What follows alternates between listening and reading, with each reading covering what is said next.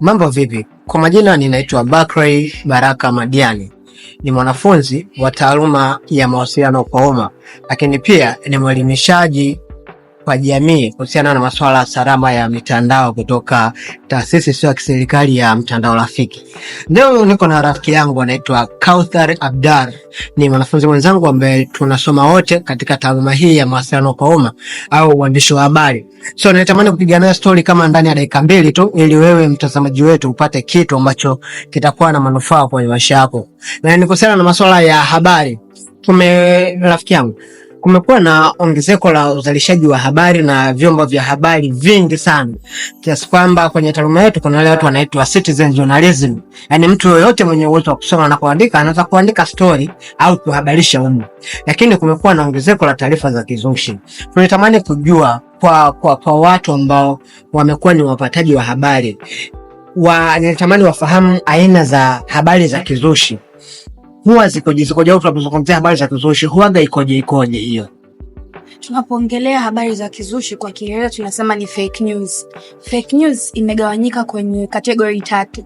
Na kwanza wanasema ni disinformation, misinformation na malinformation. Tunapoongelea misinformation tunaongelea kwamba ni habari ambayo sio story yake, ni kwamba umepewa story nusu. Kuna baadhi ya taarifa zimemiss ili ile information iwe kamili, ndio tunaita miss, kwa maana kwamba kuna kitu kimemiss katika hiyo katika hiyo habari. Alafu tunapoongelea disinformation tunamaanisha kwamba ni habari ambazo zimelengwa kabisa kwa ajili ya kumchafua mtu. Yaani zinatungwa tu kuwaaminisha watu kuwa ni ukweli. Yaani kuaminisha leo nakuja nasema Bakray Madiani ni mbakaji. Yaani naaminisha kwenye akili za watu kweli huyu ni mbakaji au huyu ni jambazi sumu au ni mwizi. Yaani natafuta tu hata vipicha na edit na kuonesha ukiwa unaiba, ukiwa unafanya yale matukio mabaya. Then tukiwa tunaongelea malinformation ni fake news au ndo hizo habari za kizushi, lakini hizi zenyewe zinalenga kwa ajili ya kumchafua. Inaweza ikawa wewe enzi zako za udogo ulikuwa na tabia ya ukozi, tabia hiyo, lakini kadri siku zinavyozidi kwenda ile tabia ukaiache, lakini leo hii ukawa kiongozi mkubwa tu, una pesa zako, mtu akatokea tu kutokana na ile background yako ya nyuma ulikuwa nayo, amelenga tu kukuchafua, akatumia zile picha zako, labda ulikuwa ni mvuta bangi, madawa, akatumia zile picha zako kuzipost. Kwa hiyo yule kalenga kuchafua, wakati wewe sasa hivi uko na status fulani. Au hata kama hauna ile status lakini uko na hadhi fulani hivi, hata kama hujulikani, lakini analenga kuchafua wewe. Hiyo ndio inaitwa malinformation. Maana yake mtu anachukua taarifa zako za zamani, hasa zile mbaya, au zile chafu, ana lengo la kuchafua. Inaweza kawa pia sio za zamani, inaweza kawa ni sasa hivi tu, anakutungia tu uzushi wote, lengo tu kukuchafulia wewe.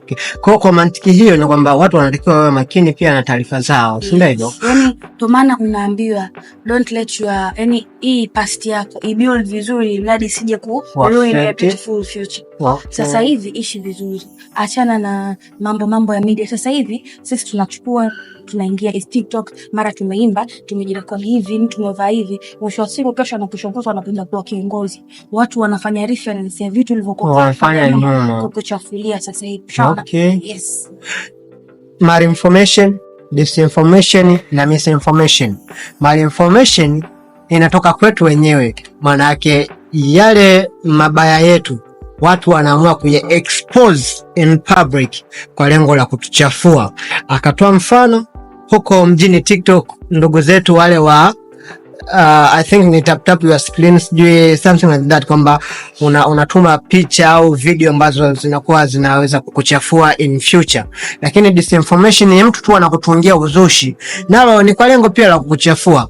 Sawa. Na misinformation ni taarifa ambazo hazijawa na details za kina kuhusiana na kitu husika, lakini mwisho wa siku tunaziita fake news. Kwa hiyo tunatakiwa tuwe makini na usambazaji wa taarifa. Kabla ya kusambaza taarifa tunapaswa kuzihakiki, na ni kwa lengo tu la kuhakikisha tunakuwa salama na kuisaidia jamii yetu.